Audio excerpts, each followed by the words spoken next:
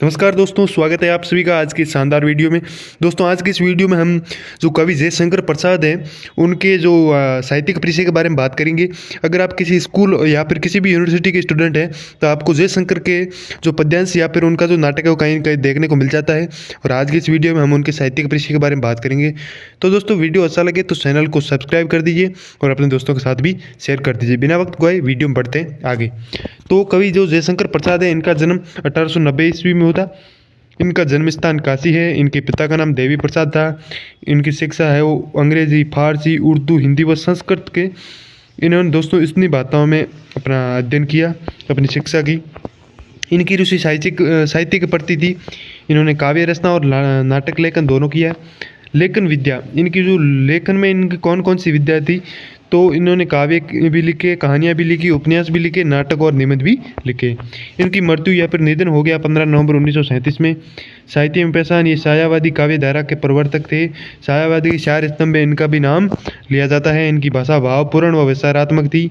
शैली विचारात्मक, अनुसंधानात्मक, इतिवृत्तात्मक और भावात्मक एवं चित्रात्मक थी। साहित्य में इनका स्थान की बात करें तो प्रसाद जी को हिंदी साहित्य में नाटक को नई दिशा देने के कारण प्रसाद युग का निर्माण करता तथा छायावाद का प्रवर्तक कहा गया है। तो ये अपने जयशंकर प्रसाद जी हैं।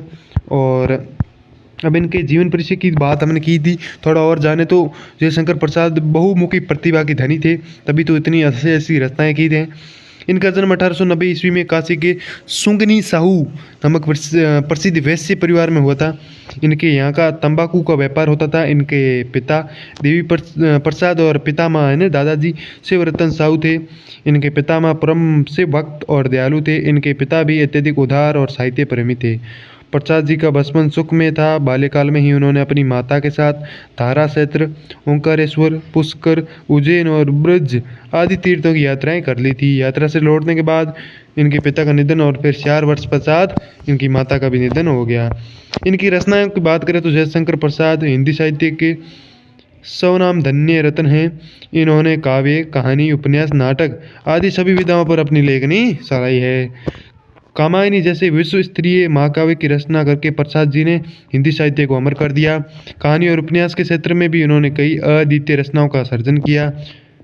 नाटक के क्षेत्र में इनके अभिनव योगदान के फलस्वरूप नाटक विधा में प्रसाद युग का सूत्रपात हुआ। मतलब प्रसाद युग है वो इन्हीं के नाम पर रखा गया। विषय वस्तु व शिल्प की दृष्टि से इन्होंने नाटकों को नवीन दिशा दी। भारतीय संस्कृति, राष्ट्रीय भावना, भारत के अतीत कालीन गौरव आदि पर आधारित चंद्रगुप्त, स्कंदगुप्त और ध्रुव स्वामिनी जैसे प्रसाद रचित नाटक विश्व स्तर के साहित्य में अपना बेजोड़ स्थान रखते हैं।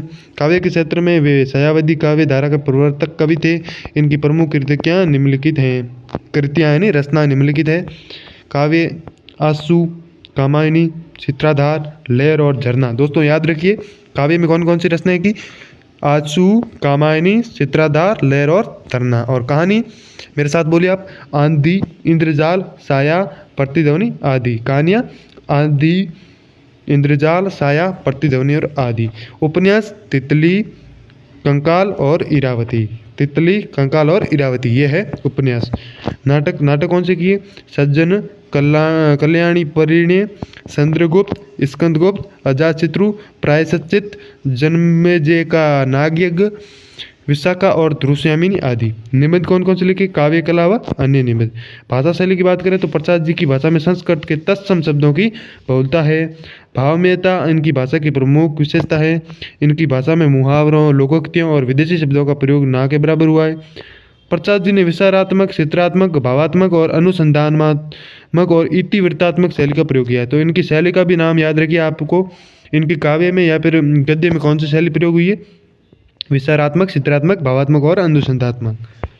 हिंदी साहित्य में इनके स्थान की बात करें तो युग प्रवर्तक साहित्यकार जयशंकर प्रसाद ने गद्य और काव्य दोनों ही विधाओं में रचना करके हिंदी साहित्य को अत्यंत समृद्ध बनाया है। कामायनी महाकाव्य इनकी कालजयी कृति है जो आधुनिक काल की सर्वश्रेष्ठ रचना की जा सकती है। अपने अनुभूति और गहन चिंतन को उन्होंने साहित्य की विभिन्न विधाओं के माध्यम से प्रस्तुत किया है। हिंदी साहित्य में जयशंकर प्रसाद का स्थान सर्वोपरि है। तो दोस्तों ये हमने जयशंकर प्रसाद के बारे में जाना, उनकी साहित्यिक परिचय के बारे में जाना। वीडियो आपको कैसा लगा? वीडियो अच्छा लगा है तो चैनल को सब्सक्राइब कर दीजिए और अपने दोस्तों के साथ भी शेयर कर दीजिए। मिलते हैं अगले वीडियो में। धन्यवाद।